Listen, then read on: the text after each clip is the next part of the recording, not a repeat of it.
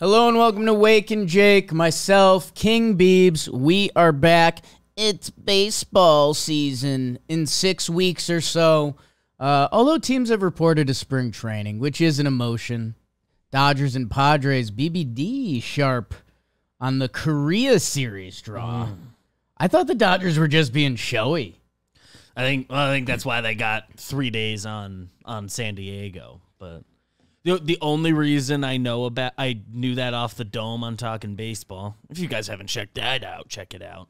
I saw a tweet about like when will Brandon Woodruff get his deal? Yes, and then at this point it's a wait till your spring training begins and you can immediately 60-day him because the 60-day IL opens up when spring training begins. Brandon Woodruff could already almost be signed. We're not going to talk too much about B Wood this episode. We will talk about the Super Bowl because I enjoyed it. I took notes for a little bit and then I faded off. Partially because I was so locked in the game. I was like heart beating. It's one of the it's where football in one game can be so powerful just because each play and you overanalyze all of it. I mean, that punt fumble recovery that kind of changed the whole tone of the game. Like, that goes off the inside of a rookie's foot. Like, if that rookie's just a foot to the side, that ball just bounces, and it never happened. Or a couple of the other big plays. So we'll get into that. Did want to click you a little bit because it is baseball season. Everyone tweets that out in some roundabout way. Horribly rude to the NBA, but I guess that's MLB and NBA is kind of a traditional beef. Yeah. Like, no one's really fighting with the NFL. They've won the war for now. Everyone's just like, we don't have you beat NFL. MLB is kind of, it's the local markets. NBA took the star power and the internet for a while. They more jockey with the NHL, I guess, just because their calendars exactly overlap. And NHL was never in that fight. Now it's MLB. just hockey guys. But Now MLB, though, has been fighting back thanks to social media and just how big it is locally with all of them games. For me, I don't know. Sorry, Jimmy just leaned his head against the mirror and it got me kind of good. The MLB season with spring training going, we still have the 4 big free agents that weren't the 4 biggest coming in. There was 2 other guys.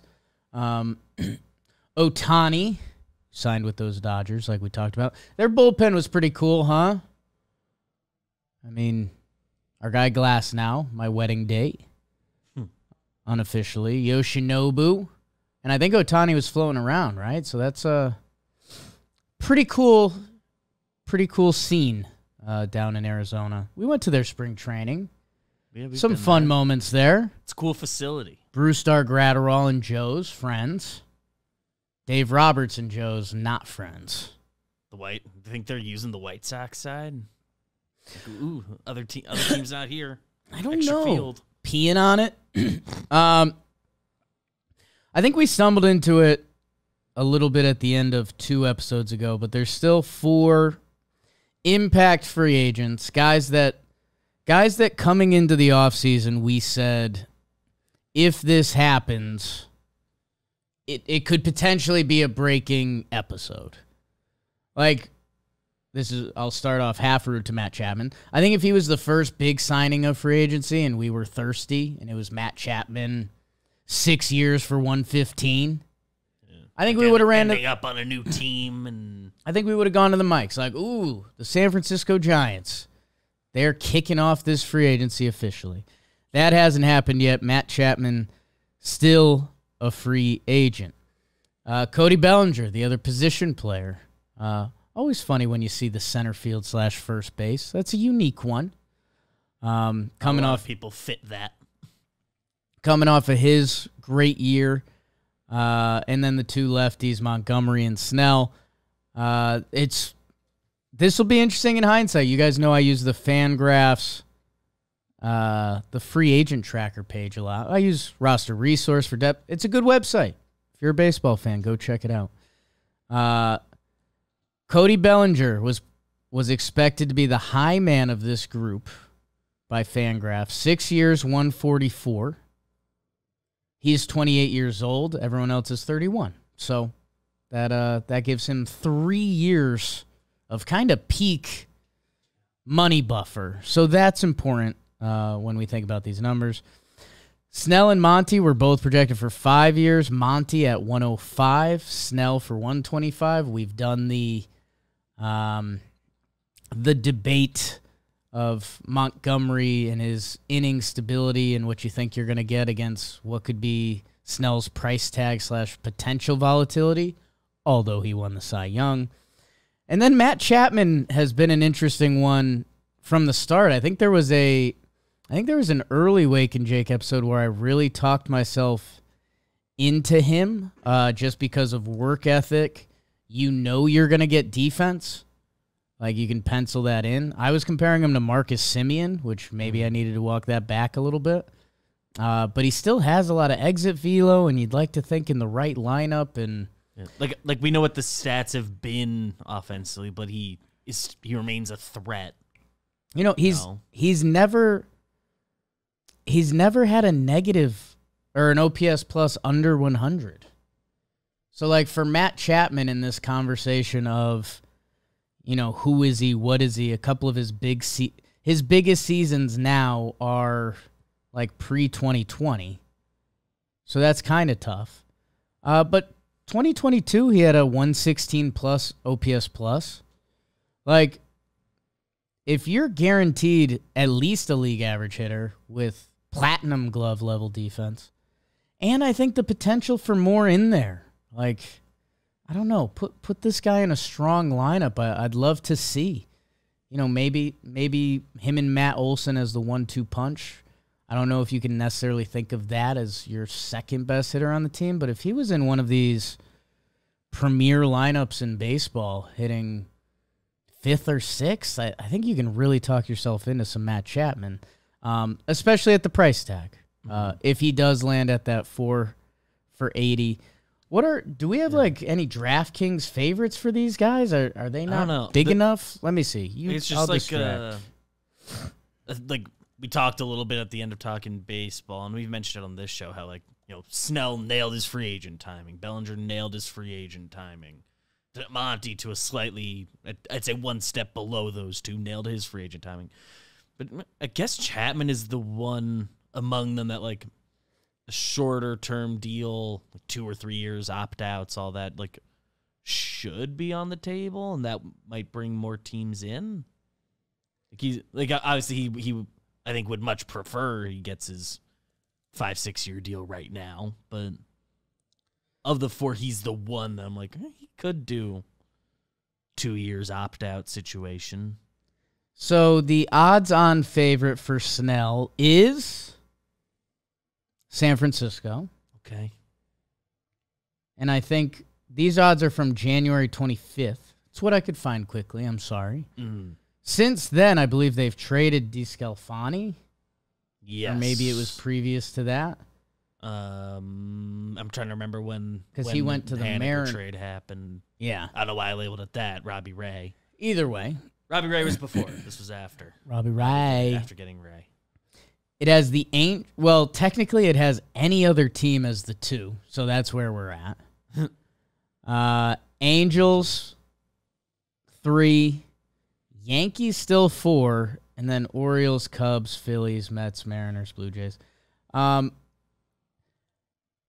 guess in my head I wanted to give some firm predictions. Nobody has anything. There's been so few real rumors. Like Monty, Snell. Texas, just because Trevor keeps talking about the TV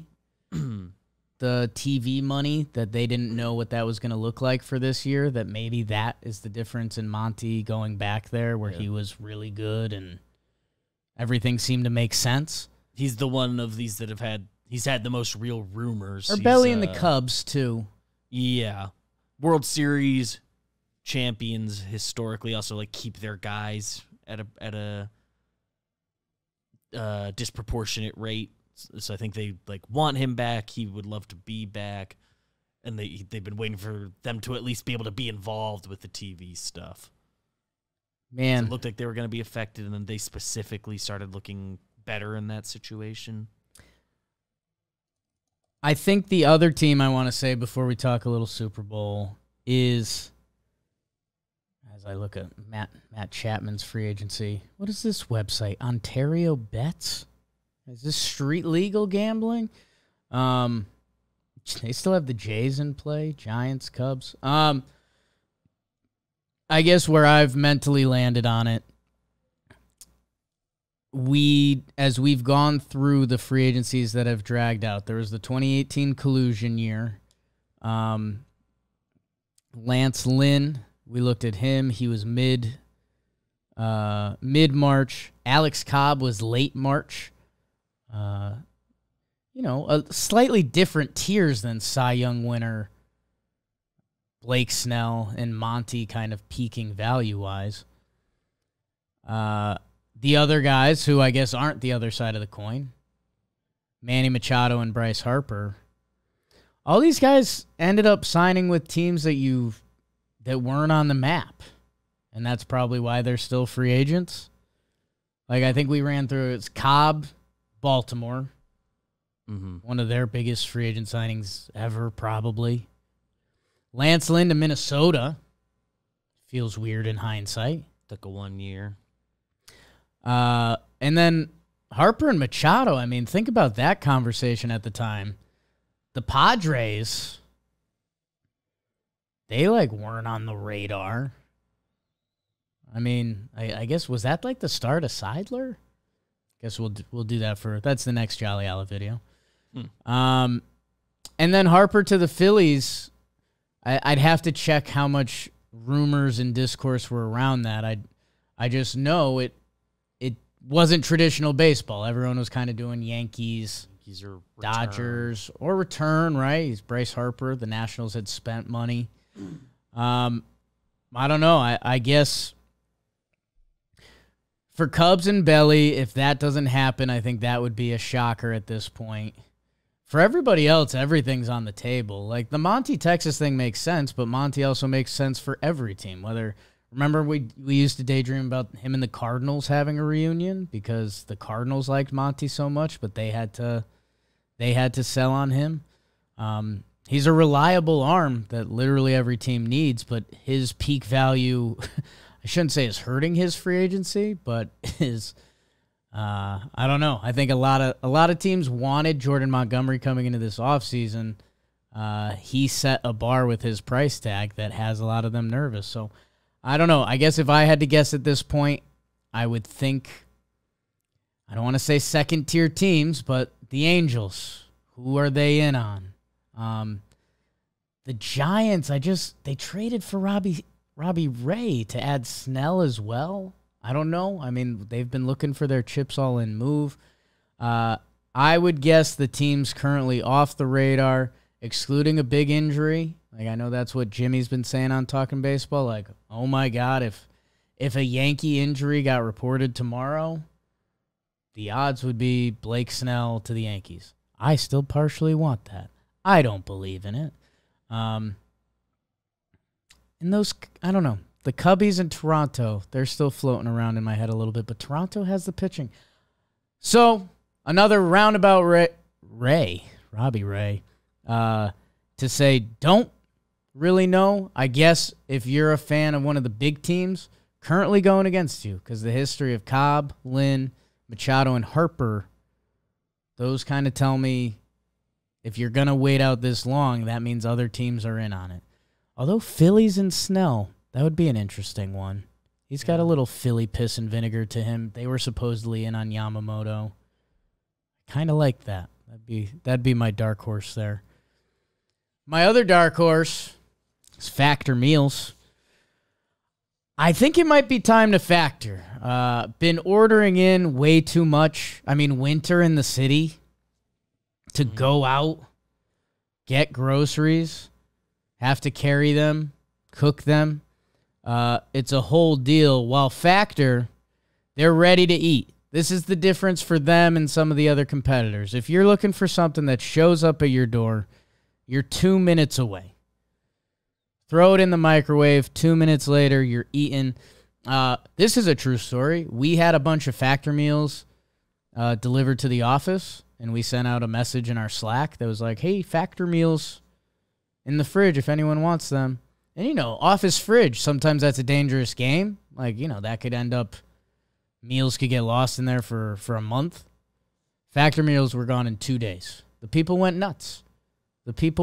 So, if you're looking for a flexible, convenient way to tackle your eating schedule, go check out Factor, and with code WAKE50 at factormeals.com/wake50.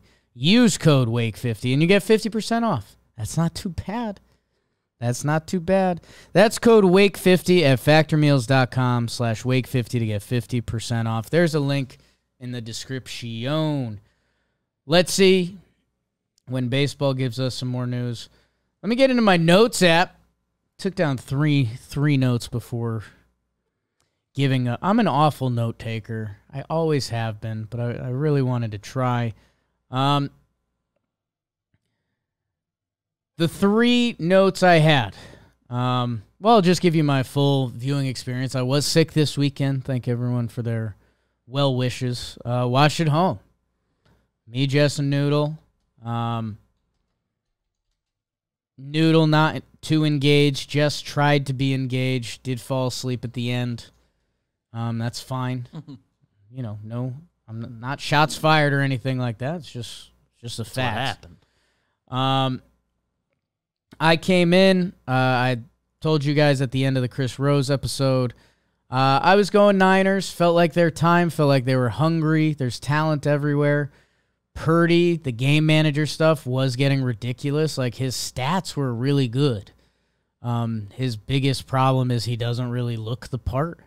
Which, hey, I don't. After seeing what we saw, I don't know. I just thought Shanahan is respected and regarded. Chris Rose said it, best coach in the game. Talent all over the football field. Like, I thought one of the big things was if the defensive line of the 49ers kind of lives up to their pedigree and they can mess with Mahomes' day, that was kind of the one factor. Like, we saw that, when Brady and Mahomes have lost Super Bowls, it's because there's a D-line in their face all day. Like, that's kind of the secret. Was in on the Niners. A lot of prop bets. One big boy Niner bet ends up losing. A little spoiler there. Let's see. Niners come out first drive. They're kind of humming. Hum baby. McCaffrey looks good. Purdy to use check, juice. And then McCaffrey fumbles. And pretty like, wow. I don't know. Kind of Super Bowl. Both teams out there are huffing and puffing. This is going to be super lame for a lot of people. And it's the week that Blitzball 4 comes out. Make sure you guys check it out. Warehouse Games, Sunday night, I think 8 p.m. Warehouse Games. If you haven't watched any of the Blitzball stuff, it's one of the better things we've assembled here. Chris Rose, who's interviewing Patrick Mahomes right after the Super Bowl, he's calling the games. Peter Moylan, one of the sillier creatures you'll ever meet, he's calling the game, and it's just a really good product. So go check out Blitzball Battle 4 this week. Where I was getting to, that I was going to say was embarrassing, is I talked about this with the Williams sisters when they used to play each other. Talk about this with Super Bowls and a lot of big games. In the warehouse, when there's like a championship game or something, usually the product is not as good at first because there is pressure and it's more intense. A little more pathetic in the warehouse, comparing it to the Williams sisters playing for titles. But that's what this game was at first. It was clunky. Neither team was really clicking. The Niners offense was clicking on that drive till the McCaffrey fumble. That gets recovered. So first drive for Kansas City, and who's all over the field but Dre Greenlaw? Come back to him in a minute. But they stop him. 3 and out. Boom. Bang biscuit. 3 and out. Penalty show on Trent Williams, the all-pro, first ballot Hall of Famer. So that was kind of weird. And him and Kittle, who are supposed to be all-world blockers and highlights, a lot of times when the play got turned to them, it didn't look pretty. So, hey, football heads who are deep in the weeds, let me know. But Kittle wasn't a big factor in this game, and Trent Williams, who's, regarded as one of, if not the best to ever do it, felt like he had some bad moments out there. So in my notes, the things I did write down, there was a throw to Deebo Samuel in the end zone. He was guarded by McDuffie, and it was some of the best coverage like you've seen. My buddy Big Evan, who if you're in the weeds of John Boy Media, you're familiar with Big Evan. He was what was the name of the hockey team? The Goo Goos? Bandwagon Gagas. He appeared in that. JJR, Evan and Co. He's the symbol of that. The group chat was going pretty hard during the game. And my reaction was like, wow, I want to make sure I talk about that tomorrow. Like, Deebo was so well covered that I was like, that's incredible. McDuffie's first team All-Pro, all over him. Evan texted and he just said everyone on that play was incredible. like the D-line was incredible. The coverage was incredible. The throw was pretty damn good. It was just like that was a really high-level football play between two good teams. That ended the Niners. I think that was a 10-play drive.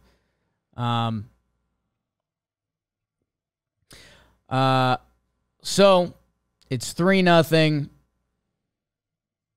The Greenlaw injury was horrible. He's hyped. If you saw him on the first drive, he made 2 out of 3 tackles on the first drive, and he was flying around the field like good Super Bowl energy. He comes out. He's just on the sideline, hyped up, ready to go after they punt. Just if you've watched sports, you've seen it before. Leg pops, out for the game. Unbelievable. Another thing that goes, I don't want to say unnoticed, but they talked about it on the broadcast like it was a lateral. Rashid Rice, I think on the Chiefs' second or third drive, he catches a ball and he fumbles it, but it's right to his teammate. Like, they literally, Romo on the call was like, was that a lateral? Is that Andy Reid? And they're like, oh, nope. Fumble just landed right in his teammate's arm. I think it was already 10-0 at that point, or maybe it was still 3-0, but it was like, whoa, that was on the Chiefs side of the field. Momentum was starting to turn. Like, we skipped over that play, but again, think about what we're talking about, Super Bowl moments here. Like, that instantly could have been an all-time bad moment. So Greenlaw injury, fumble. This game really takes off in the second half. Well, obviously, the Juwan Jennings pass to McCaffrey, pretty cool. It's always fun when it comes out, and it's like, actually, he was the fifth-rated QB coming out of college, and he's just been third in Juwan for them. But that was pretty sick, and like the announcers were saying, like, sometimes when a trick play like that takes too long, like the speed on the football field kicks in and something goes haywire. It didn't. The Niners guard made like just enough of a block that the guy that was coming to blow up the play gets to McCaffrey. They score the touchdown. Chiefs march back, and they get a field goal before the half, which was huge, obviously, to get the 0 off the board, but they were getting the ball back. Halftime show. Let's talk about it. Usher came out. Love me some Usher. Probably dance to some Usher this week. I think we all will. I thought it started a little slow, if I'm being honest. Super Bowl show, Usher. I don't know what I was expecting, but felt a little slow. When it kicked to Alicia Keys, I'm all in. Love Alicia Keys. Performers, not a lot of performers can sing toe-to-toe with her, and they don't. So Alicia Keys turned it up a notch. I was like, okay, yeah. Halftime show keeps going. Okay, now some of the squad's showing up. Is that Jermaine Dupri in that mini tuxedo? Oh. Yeah. Saw Jack Doyle post that on his Instagram story. That's an all-time bad, good outfit. We get some Luda. We get some Little John. ATL is there, repping at the Super Bowl. We love it. Usher coming out. So he takes his shirt off. Sure. I think we saw that coming. That was a prop bet. I think that's part of Usher's game. Her comes out. She's good. I think it sounds weird, but she's just not on some people's radar, but she pops up at a lot of things, and every time people are like, wait, who is that? I think having the name Her hurts her a little bit. Just a little bit. I don't know. I'd have to get into some of the marketing groups. But, like, if she went by, Jada Kiss, I think people would be more familiar with her. I don't know. I guess that's for another time. Her and Usher have a song. She puts the her in Usher. The roller skating, that's hats off. That's hats off. If I tell you, if I was performing the halftime show, there's one thing I'm not doing, it's roller skating. It feels like the risk reward there isn't worth it. And Usher didn't flinch. Singing while roller skating at the Super Bowl. And that's when like the whole team assembled. We get some, Little John, Luda. Everyone looks great. I felt rude. I expected Little John to look kind of beat up. I don't know. It feels like one of those things you don't see a guy for 10 years and you're like, I don't know. He looked great. Great shape. A lot of short guys on stage. Usher, Luda, Jermaine Dupri, Little John, all shorties. So I don't know. I thought it was a good halftime show. I feel like every halftime show people try to get, oh, this was amazing, or oh, that stunk. That's kind of where you want it to land. I think we've seen better, but I don't think that was bad at all. I thought it was pretty good. We've had some big ones last couple years. Rihanna last year was awesome. It was going to be hard to ask to follow that up. I guess and it landed fine. That's my thing.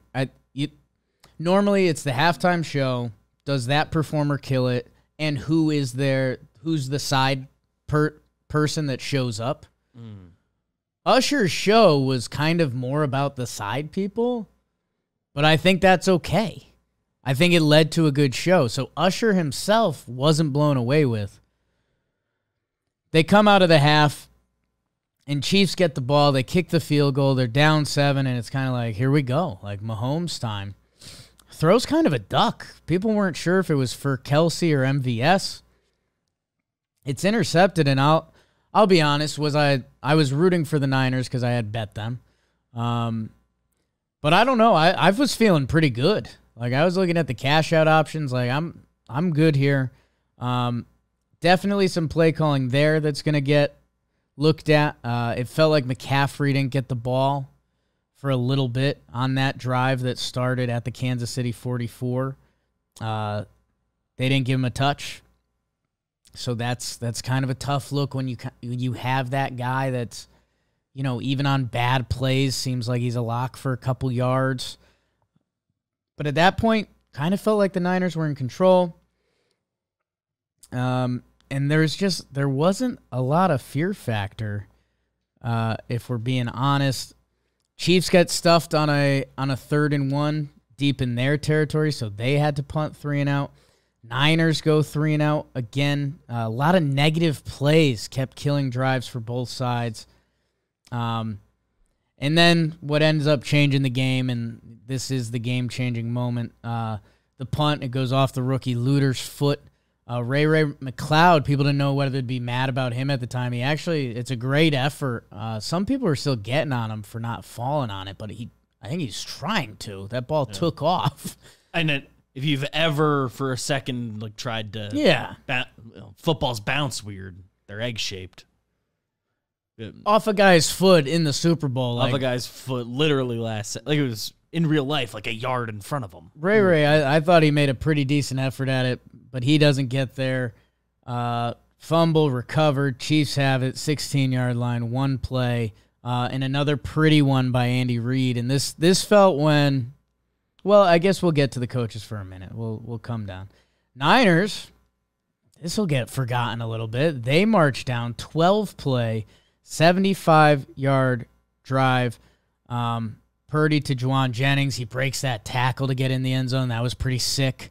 The missed extra point blocked.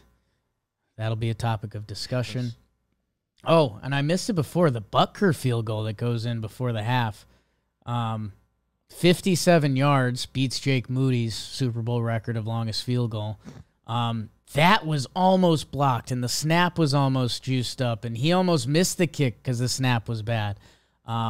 Like, if that had gotten blocked or missed, it would have been 10-0 or maybe even worse if something went horribly awry. So these small little moments that have to be so brutal for Niners fans. Couple 3-and-outs. Where am I? Oh, so they go 12 plays for the touchdown. Then the Chiefs, they go 12 plays for the field goal to tie. Stopped him on 3rd and goal at the 3. Mahomes was sacked there. He was jumping around. It's funny when Mahomes gets panicky because you don't see it a lot, but you saw it a lot in this game, more so in the first half, because he's just trying to do anything to make a play because it's the Super Bowl. And it gets it gets pretty wild. It's interesting to watch. Thought it was interesting. Niners field goal, and this was the first big play. This was the first game-changing moment. It was 2-minute warning happens, and if you're a loose football fan, like I don't know what you consider me. I don't know what the football guys at our company consider me. Am I a loose football fan? Am I a sports fan? Am I a football fan?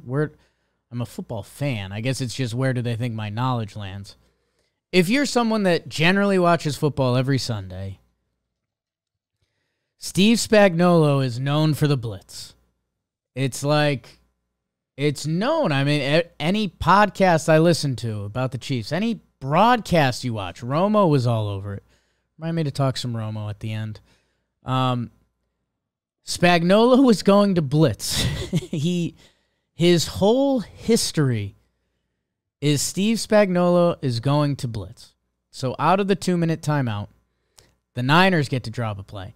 This is Kyle Shanahan. This is the best coach in football, some people think, right? 3rd and 5. So you're wondering, they've got some people at the line, and the Chiefs, this Chiefs defense that is incredible, obviously. What do they have? They have Chris Jones. They have 2 incredible corners. McDuffie, all-pro, and L'Jarius Sneed, who's kind of all-pro. Like, he's probably technically better than McDuffie, but I think McDuffie got the slot corner. Anyways, so Spagnuolo with just, this is brilliant because he had me fooled. So I don't know if I should be mad at Shanahan, but McDuffie blitzes off the corner, and he's untouched. Comes clear at Brock Purdy, his blind side. I think the Niners were like, hey, we're not sure how this blitz is going to come, but it's probably not McDuffie and Sneed, right? Because they're the guys that have been guarding everyone throughout this game. McDuffie comes off the corner, breaks it up. Now you're going to try a 53-yard field goal with Jake Moody, and you're giving the ball back to the bad man. Moody bangs a field goal. Good for him. And remember, it's only a 3-point game because of the extra point that didn't happen. Mahomes drives the boys. They're not hesitant at all. Kelsey starts showing up in a big way. They get a shot at the end zone. I did think it was... Everyone's talking about that. He went to Kelsey, who was guarded by Fred Warner. They'd scored on that play, I think, in the AFC Championship or one of his playoff runs. And it's Kelsey and Mahomes that it is what it is. Rashid Rice was kind of open in the middle. And there was some hubbub on that on the sideline. I thought was a decent thought exercise, and it got mixed action in my chat. Let's say they made the extra point. If they had made the extra point and they were up 4, again, assuming things are similar enough, because they drove down pretty good, Patrick Mahomes, because they took that one quick shot at the end zone, if they needed a touchdown, there were 6 seconds left on the clock, they probably take 2 more shots at it. Or let's even say if they needed the touchdown, they manage the clock slightly differently to have more time. I was trying to ask my Niners fans, in that moment, would you rather, and this might sound dumb to some people, would you rather have it be 4 points and Mahomes gets 2 more shots at the end zone? So basically the thought exercise is, hey, because it was only 3 points, they only took 1 shot at the end zone. If they needed the touchdown, they could have taken like 3. And they would have done stuff earlier in the drive to keep So clock. it's 6 seconds left. They kick the field goal to tie it because you have to. It's a Super Bowl. Like, imagine if they had what was going through my head was Russell Wilson and the Seahawks. Like, imagine if there's one deflected ball. Like, what if the ball just gets deflected high in the air and the clock runs out? Like, Mahomes holds it to 3 seconds. One big D lineman puts a paw up, the ball shoots straight up, and the time just runs out. Like, you can't do that. So, I don't know. I guess comment below. I had one Niners fan that was like, I'm good with the tie here. Like, let's figure it out with overtime. Had another Niners fan that was like, that's so dumb. I would love to have that point on the board. So, a field goal is not an option. They kick the field goal. We go to overtime. Everyone's discussing the new overtime rules, which seems like they got it in the right place. The rule is correct. Seems like what we should be doing. Both teams get a proper shot at it. They both used a lot of clock, so it got a little confusing at the end. Just, what happens after this? But another thing that some people may think this is super loser stuff. It's just people use stuff from their experience. In the warehouse, we play a lot of different games. Ball and play. Nobody really knows if you should go first or second because you get to play the result really easily. In ball and play, if you put up a bunch of points and you hit first, that makes it really tough on your opponent because you know if you make any mistakes, you're screwed. And vice versa. If you hold your opponent really low instantly, you're like, well, this is awesome. Like, we just got to put up some runs here and we can run away with this game. A little teaser to slap ball. Nobody really knew if you should start with the ball or not.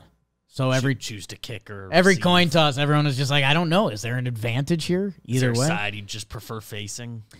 For me, I didn't know how to describe it, and Romo got the words for me, which I know there's not a lot of Romo fans out there right now. I was shocked they decided to receive the kick.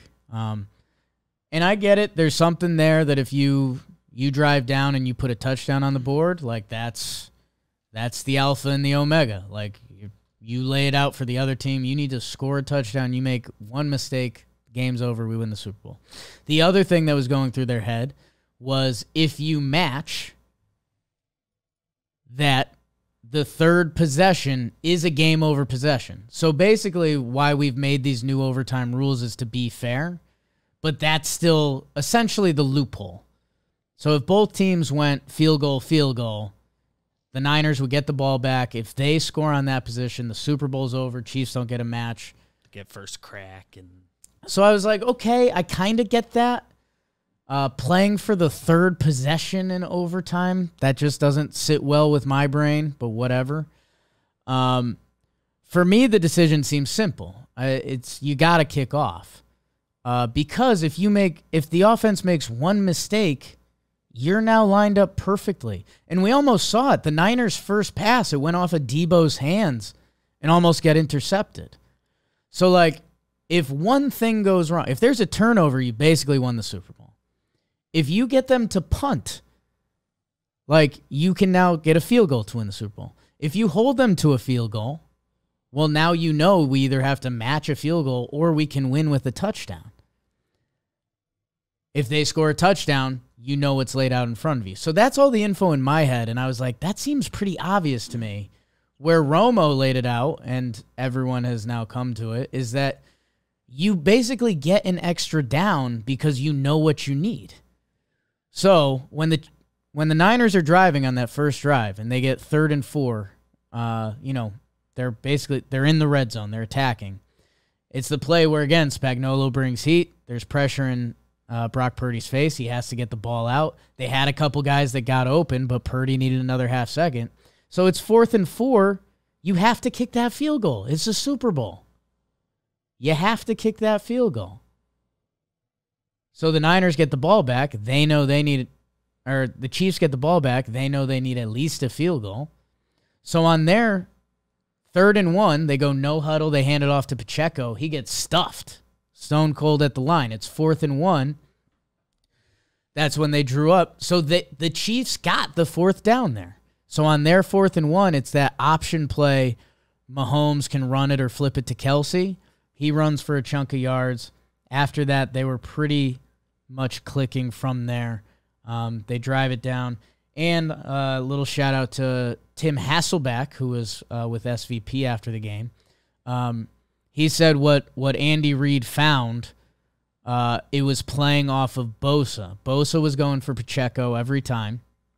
So they'd hand it off to Pacheco, and then it was either Mahomes, you've got 10 yards to run, or if Kelsey or someone's open over there, you can throw it out to them. Mecole Hardman was open.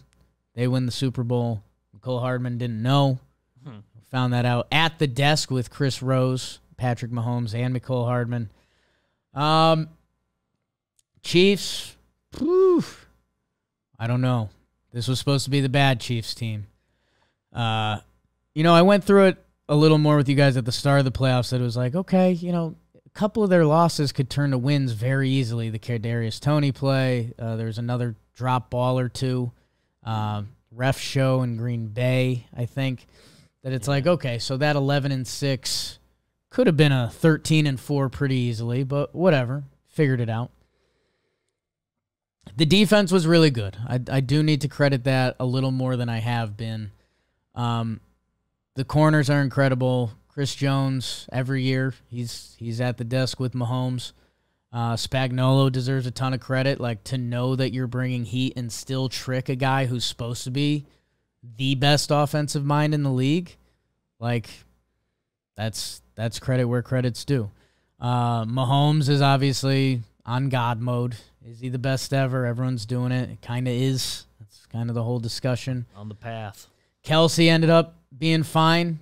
Looked like this whole team was saving a little bit for the playoffs. Pacheco, good. Interior offensive line, good. Rashee Rice, solid. And that was the whole conversation where we're going to look at this team and say Mahomes had his best defense ever, still with Kelsey, and maybe his best running back ever. The other thing for me, and the Niners, and this is crazy. I mean, like I said, that rookie's foot, if it's a foot to the side. I mean, there's a lot of Niners plays here that I think we could be saying, wow, the Niners won the Super Bowl. They were the better team. Debo got hurt. His hamstring got beat up. He still made 1 or 2 plays, but there was also a couple times he was guarded that it didn't look like he was top speed. Kittle gets hurt towards the end. I don't know. If you're the Niners, I think the one, obviously, the muff punt hurts. That kills. The one that would be getting me the most would be that 3rd down where Spagnuolo draws up the McDuffie blitz. Because a blitz is coming. I admit it myself. I was surprised it was McDuffie, but a blitz is coming. That it just felt like you had to give yourself a better shot than that. The other thing, and I know a lot of people are taking their jabs at Shanahan today, they showed that one time Shanahan called timeout because he didn't like the defense.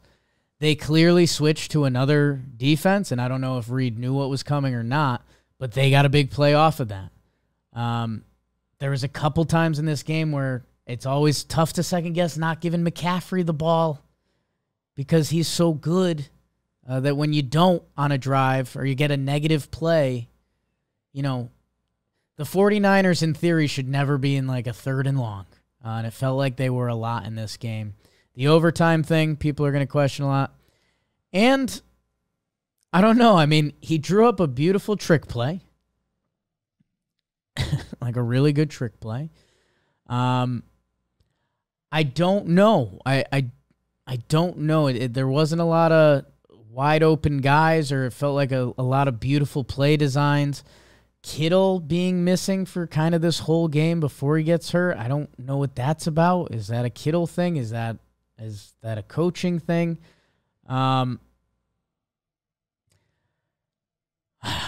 1 3rd down would hurt me a lot as a Niners fans. It's right after the 2-minute warning. If you get that, you make the Chiefs use all their timeouts. Worst case, you're kicking a field goal, and Mahomes has no timeouts. And sure, they're probably still going to get a chance at a field goal, but it's probably going to be deep, and I don't know. You live with that. A little more rushed. That's the one that gets me, and that's where I think Shanahan's obviously a really good coach. San Francisco's obviously a really good team, but Shanahan with the history now, obviously everyone's going to talk about it. A lot of these games do come down to 1 or 2 plays. Like that's Russillo, who's my guy. He goes on a speech every year how you'll hear each team in training camp being like, hey, we lost 6 one-score games last year. And he's like, well, if you go around the league, a lot of games are one-score games that, if you flip those 6 games, yeah, you're going to be great. When these great teams are linking up, it's going to be 1 or 2 plays. And I think there was a few opportunities in last night's game for Shanahan to draw up the play, and it didn't feel like that happened, at least in the second half. That would be hurting me a lot today. And for the Chiefs, I don't know, man. I know they're already talking about 3. Do I think the world could all be fake or is a little bit of a simulation? Absolutely. Like, could we all just be puppets for Temu? Yes. I don't know, man. The Taylor Swift stuff, like, don't get me wrong, Mahomes is that guy, and it also counteracts my argument of we always do in sports, like, you might never see this again. And my argument is we always have. Mm-hmm. Like it's MJ to LeBron. Team. Brady was never going to happen again. Like Montana, it was never going to. In sports, it's always going to happen again. I think that's what I've learned. Outside of like steroids in baseball. Like maybe like NBA dynasties and stuff. Like they're literally changing rules. Some team will find out a way to make another one someday. Right, like there will be a next one. It might be done differently, but I don't know. The Chiefs seem simple to me. Bring back Jones. Snead is unfortunately probably a Las Vegas Raider next year. Go find yourself another corner. I know that's tough. But my God, I mean, with what Mahomes was working with on offense, and that's, yes, I deserve to be giving the defense more credit, and I feel like I have. But if Mahomes has a little more offense, that neutralizes whatever loss the defense could have. Like, he's that guy. He just showed it again. Yeah. He just showed it again. If they just nail whichever receiver they pick in the first round this year, which everyone assumes they will. I mean, even show me what veteran free agents are out there. Because Kelsey, 9 for 93. McCole Hardman, Justin Watson, Rashid Rice, Pacheco, Gray, Valdez-Scantling, McKinnon, Richie James with 1 target, no catch. So yeah, they'll be back next year, and I had to eat it because the analysis is all week. Niners are the better team. They're hungry. If you think Purdy's good enough, they should win. The Chiefs argument, Patrick Mahomes. That's what won it. So, hope you enjoyed the Super Bowl. We will be back Wednesday. I think our guy Jolly Olive will be back. Tier list, click. Ooh, comment which group you want. Ooh, below. Bye.